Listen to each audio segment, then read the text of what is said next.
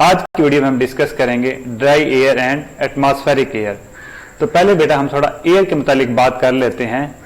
Air बेटा एक pure element या गैस नहीं है, rather it is a mixture of different gases. In mixture में जो दो प्रोमिनेंट गैसेस हैं वो है nitrogen and oxygen.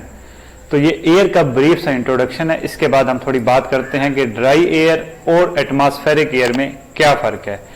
Dry air बेटा बेस्ट, जैसा कि ये वर्ड से क्लियर है, ड्राई एयर एक ऐसी एयर जो ड्राई है। ड्राई किसे हम कहते हैं? खुश्क चीज जिसमें पानी नहीं होता।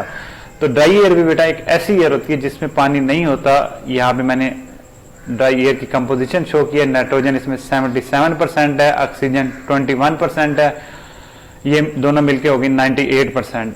इसमें नोबल गैसेस होती हैं, मेनली उसमें आर्गान है 0.9% और बाकी गैसेस हैं 1.1%। इसमें पानी का एक बूंद, एक कतरा भी नहीं होगा, उसको हम कह रहे हैं ड्राई एयर।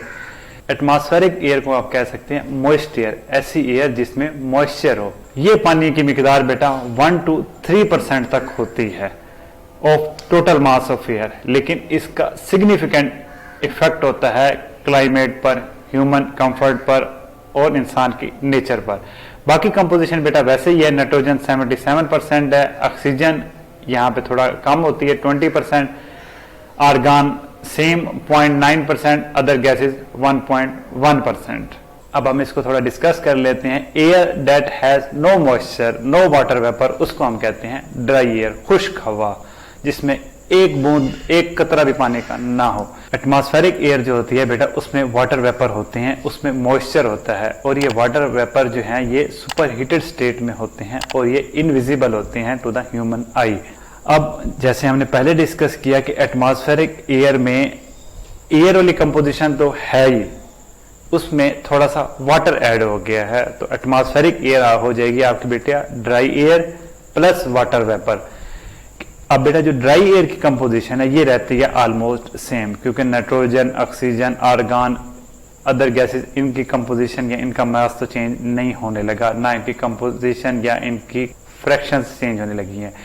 लेकिन जो वाटर वेपर है एयर के अंदर मौजूद, ये वक्त के साथ साथ चेंज होता रहता है due to evaporation from lakes, rivers, oceans as well as from human body, और कंडेंसेशन की वजह से भी हवा के अंदर मॉइस्चर ऐड होता रहता है। जैसे कि आप सुबह कभी उठकर देखते हैं गाड़ी पर, घास पर, दरख्तों पर जो छोटे छोटे पानी के ड्रॉप्स नजर आते हैं वो कंडेंसेशन की वजह से होते हैं, जिसकी वजह से एटमॉस्फेरिक एयर में मॉइस्चर ऐड होता रहता है। तो ये जो वाटर वेपर का फ्रैक्शन है एटमॉस्फेरिक एयर में, ये कम या ज्यादा होता रहता है, इसी को हम ह्यूमिडिटी का नाम देते हैं और ये आने वाली वीडियोस में हम डिटेल से डिस्कस करने वाले हैं इस चीज को। हमारी एयर कंडीशनिंग की पूरी प्लेलिस्ट है, ये इसी एयर और वाटर वेपर के गिर्द ही घूमेगी। तो हमने इसका एनालिसिस किस तरह करना है उसको हम थोड़ा सा देखते हैं। एयर कंडीशनिंग में बेटा हम जो डील करते हैं टेम्परेचर वो होता है -10 to 50 डिग्री सेंटीग्रेड, और फॉर्चुनेटली इस टेम्परेचर रेंज में हम एयर और वाटर वेपर दोनों को ही as an ideal gas treat करते हैं। अब ये दोनों आइडियल गैस के तौर पर हम ट्रीट करेंगे तो ये दोनों अपना इंडिविजुअल पार्शियल प्रेशर एक्सर्ट करेंगी इस मिक्सचर में, जिसको हम एटमॉस्फेरिक एयर कह रहे हैं। तो ये बेटा है जो हमारे पास P = PA + PB।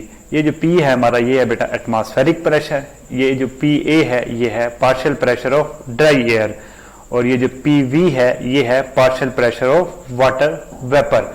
इसी को हम वेपर प्रेशर भी कहा करते हैं। तो ये था बेटा ब्रीफ सा introduction dry air and atmospheric air का। I hope I am clear. अगर किसी किस्म में कोई क्वेश्चन हो तो please ask. Thank you, good bye.